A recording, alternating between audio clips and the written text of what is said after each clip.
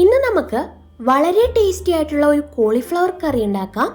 അതിനായിട്ട് ഞാനൊരു ബൗളിലേക്ക് 5 ടേബിൾ സ്പൂൺ കോൺഫ്ലവർ എടുത്തിട്ടുണ്ട്. അതിലേക്ക് 1 ടേബിൾ സ്പൂൺ മുളക് പൊടി, 1/2 ടീസ്പൂൺ മഞ്ഞൾപ്പൊടി, 1 ടീസ്പൂൺ മല്ലിപ്പൊടി, 1 ടീസ്പൂൺ ഗരം മസാല എന്നിവ ചേർത്തു. ആവശ്യത്തിന് ഉപ്പ് ചേർത്ത് കൊടുക്കാം. ഇനി സോയാ സോസിൻ്റെ ഈ അടപ്പിന് ഒരടപ്പ് സോയാ സോസും കൂടി ഇതിലേക്ക് ഒഴിച്ചു കൊടുക്കുന്നുണ്ട്. എന്നിട്ട് നമുക്കിതൊന്ന് മിക്സ് ചെയ്യാം. മിക്സ് ചെയ്ത ശേഷം ആവശ്യത്തിന് വെള്ളം ഒഴിച്ച് നമുക്കിതൊന്ന് കുഴച്ചെടുക്കണം. ഒത്തിരി ലൂസ് ആവാൻ പാടില്ല. നമ്മൾ ഏകദേശം കോളിഫ്ലവർ ഒക്കെ ഒന്ന് കോട്ട് ചെയ്തിരിക്കുന്ന രീതിയിൽ ഈ ഒരു പരുവത്തിൽ വേണം നമ്മൾ കലക്കിയെടുക്കാനായിട്ട്. ഇതിലേക്ക് നമ്മൾ ഉപ്പും മഞ്ഞൾപ്പൊടിയും ചേർത്ത് വേവിച്ച കോളിഫ്ലവർ ചേർത്ത് കൊടുക്കുക. എന്നിട്ടിത് നല്ലതുപോലെ നമുക്കൊന്ന് മിക്സ് ചെയ്തെടുക്കാം.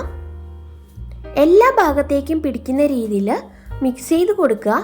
ഇനി ഈ കോളിഫ്ലവർ ഞാനിവിടെ 15 മിനിറ്റ് റെസ്റ്റ് ചെയ്യാനായിട്ട് വെക്കുന്നുണ്ട്. മിനിമം 15 മിനിറ്റ് എങ്കിലും വെക്കണം. അതിനുശേഷം നമുക്കൊരു സ്റ്റൗ കത്തിച്ച് പാൻ ചൂടാക്കിയെടുത്ത ശേഷം ആവശ്യത്തിന് വെളിച്ചെണ്ണ അതിലേക്ക് ഒഴിച്ചു കൊടുക്കുക. അതിനുശേഷം കോളിഫ്ലവർ ഓരോന്നായി ഇട്ട് കൊടുത്ത് നമുക്ക് നല്ലതുപോലെ ഒന്ന് വറുത്തെടുക്കണം.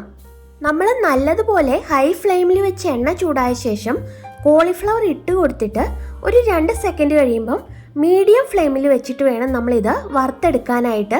അല്ലെങ്കിൽ ഇത് കരിഞ്ഞു പോകും. അപ്പോൾ ഇടയ്ക്കിടയ്ക്ക് ഇതേപോലെ തിരിച്ചിട്ട് കൊടുത്ത ശേഷം നമുക്കിത് ഫുള്ളായിട്ട് ഒന്ന് വറുത്തെടുക്കണം. ഞാനിവിടെ 2 ബാച്ചായിട്ടാണ് വറുത്ത് കോരുന്നത്. അപ്പം നമ്മുടെ കോളിഫ്ലവർ റെഡി ആയിട്ടുണ്ട്. അത് എണ്ണയിൽ നിന്ന് നമുക്ക് ഒന്ന് മാറ്റിയെടുത്ത് വെക്കാം. ഇതിന് ശേഷം നമുക്കിതിനൊരു മസാല തയ്യാറാക്കേണ്ടതുണ്ട്. കണ്ടോ, ഇതേപോലെ നല്ല ക്രിസ്പി ആയിട്ട് വന്നിട്ടുണ്ട് നമ്മുടെ കോളിഫ്ലവർ.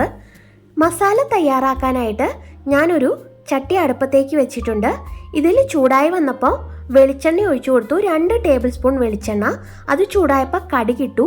ഇനി നമുക്ക് ഇഞ്ചി, മുളക്, വെളുത്തുള്ളി, കറിവേപ്പില എന്നിവ ചേർത്ത് കൊടുക്കാം. ഞാനിപ്പോൾ കറിവേപ്പില ഇട്ടിട്ടില്ല, എന്നാലും നിങ്ങൾക്ക് ചേർത്ത് കൊടുക്കാവുന്നതാ. ഇതൊന്ന് മൂത്ത് വരുമ്പോൾ നമുക്കിതിലേക്ക് സവോള ചേർത്ത് കൊടുക്കാം. സവോള നല്ലതുപോലെ ഒന്ന് വഴന്ന് കിട്ടാൻ ഇതിലേക്ക് നമ്മൾ കുറച്ച് ഉപ്പും കൂടി ഇട്ട് കൊടുക്കുന്നുണ്ട്. അത് കഴിഞ്ഞ് നമ്മളിത് നല്ലതുപോലെ ഒന്ന് വഴറ്റിയെടുക്കണം. ഏകദേശം ഒരു ബ്രൗൺ കളറൊക്കെ വരുന്നത് പോലെ നന്നായിട്ട് വഴറ്റിയെടുത്ത ശേഷം നമുക്കിതിലേക്ക് അരിഞ്ഞു വെച്ചിരിക്കുന്ന തക്കാളി ചേർത്ത് കൊടുക്കാം. ഞാനിവിടെ 2 തക്കാളിയും 2 സവോളയുമാണ് ചേർത്ത് കൊടുത്തേക്കുന്നത്. തക്കാളിയൊക്കെ ഇവിടെ നല്ലതുപോലെ വഴന്നു വന്നിട്ടുണ്ട്. അതിലേക്ക് നമ്മൾ 1 ടീസ്പൂൺ മുളക് പൊടിയും 1 ടീസ്പൂൺ ചിക്കൻ മസാലയും 1 ടീസ്പൂൺ ഗരം മസാലയും 1/2 ടീസ്പൂൺ മഞ്ഞൾപ്പൊടി 1/2 ടീസ്പൂൺ മല്ലിപ്പൊടി ഇത്രയും ചേർത്തിട്ട് നല്ലതുപോലെ അതിൻ്റെ ആ പച്ചമണമൊക്കെ മാറുന്നത് വരെ നന്നായിട്ടൊന്ന് ഇളക്കി കൊടുത്തുകൊണ്ടേ ഇരിക്കുക, അല്ലെങ്കിൽ അടിയിൽ പിടിക്കും. ഇനി ഇതിലേക്ക് നമുക്ക് 1 ടീസ്പൂൺ സോയാ സോസും 1/2 ടേബിൾ സ്പൂൺ ടൊമാറ്റോ സോസും കൂടി ഒഴിച്ചു കൊടുക്കാം. എന്നിട്ട് നമുക്കിത് മസാലയുമായിട്ട് നന്നായിട്ടൊന്ന് മിക്സ് ചെയ്തെടുക്കണം. ഇനി ഈ സമയത്ത് നമുക്ക് ഇതിന് ഉപ്പൊക്കെ കറക്റ്റാണോ എന്ന് നോക്കാം. ഞാനൊരു 1/4 ടീസ്പൂൺ ഉപ്പും കൂടി ഇട്ട് കൊടുക്കുന്നുണ്ട്. അതിനുശേഷം ഒരു 1/4 കപ്പ് വെള്ളം ഇതിലേക്ക് ഒഴിച്ചു കൊടുക്കാം. ഇനി ഇത് നല്ലതുപോലെ ഒന്ന് തിളച്ച് വരട്ടെ. തിളച്ച് വരുന്ന സമയത്ത് നമുക്കിതിലേക്ക് വറുത്ത് നമ്മൾ മാറ്റി വെച്ചേക്കുന്ന കോളിഫ്ലവർ ചേർത്ത് കൊടുക്കാം. ഞാനിവിടെ ഒരു ഫുൾ കോളിഫ്ലവർ എടുത്തിട്ടുണ്ട്. ഇത് നമ്മളിപ്പോൾ കണ്ടില്ലേ, 1/4 കപ്പ് വെള്ളം ഒഴിച്ച് നമ്മളിത് ഒന്ന് അത് കവർ ചെയ്ത് നിൽക്കുന്ന രീതിയിലാണ് വരുന്നത്. അപ്പോൾ ഇത് നമുക്കൊരു 2-3 മിനിറ്റ് ഒന്ന് തിളപ്പിച്ചെടുക്കാം.